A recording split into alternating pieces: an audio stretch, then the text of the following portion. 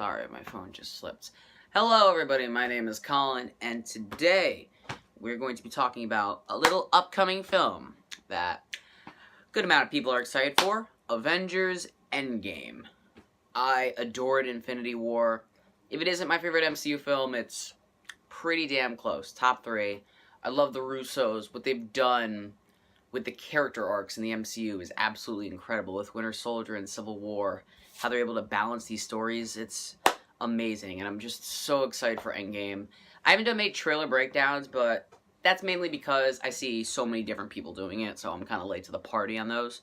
But today I mainly want to talk about some theories on what the Avengers are going to do beating Thanos. So I'm going to be talking about Doctor Strange, Captain Marvel, whole bunch of stuff.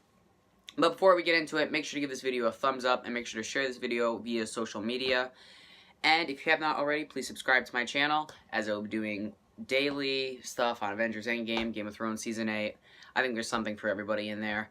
So, without further ado, let's get into it. Alright, so, for many people, what the most jarring part of Infinity War was the moment where Strange handed the stone to Thanos, because it kind of felt out of character with a previous statement where he said to Stark that he would have no problem letting him die if it meant he could protect the Time Stone. And he looked through all 14 million possibilities, and the one where he gives it to Thanos is the only one where they can win. And I think that's why he was, in many ways, stalling Thanos, because 14 million possibilities, there have to be a lot of little different things that have to happen for one exact possibility. So that's why he's kind of toying around with Thanos, and in that scene where he's just talking to him, I actually think he could be stalling for Ant-Man to be in the quantum realm at the exact moment, because he is presumed missing in the trailer, but you see another shot of him where he's completely fine in, the outside quantum inner realm. So in his epic battle with Thanos, I think that he really is stalling, and in the big moment where Star-Lord really fucks everything up and screws over everybody, Doctor Strange doesn't really do anything to prevent this, because he probably needs this to happen.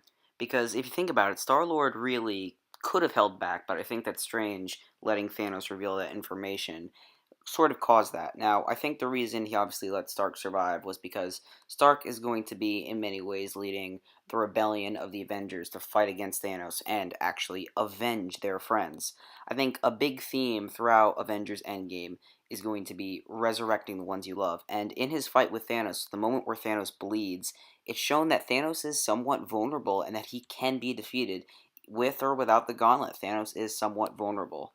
So yeah, it's obvious that Tony is going to be really pissed about Spider-Man's death, because he looked at him, he was in many ways a father figure to him. Thor will be motivated by his brother Loki's death, while Cap will be motivated by Bucky's death, which obviously also emotionally enraged them in the fight against Thanos.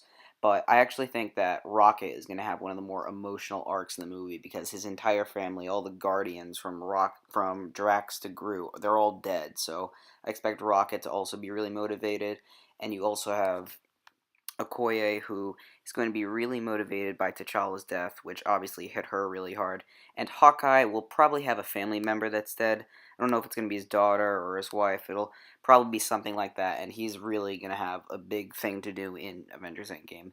And you also have Captain Marvel, which I wasn't a big fan of her movie, but I'm actually really excited to see what she does do in Endgame, because Kevin Feige has previously stated that she is the most powerful Avenger, and I didn't really get a sense of that from the movie. But I think that means she'll be pretty strong against Thanos. And I think it's pretty obvious she's going to be motivated by Nick Fury's death, as they were good friends. And he was the one, he sent the message out to her slowly, very before he died. So, yeah, also, if you look at some of the interactions between Thor and Captain Marvel from the trailer, it's pretty obvious that they're showing her to be really powerful. She's able to not flinch when Thor throws the hammer.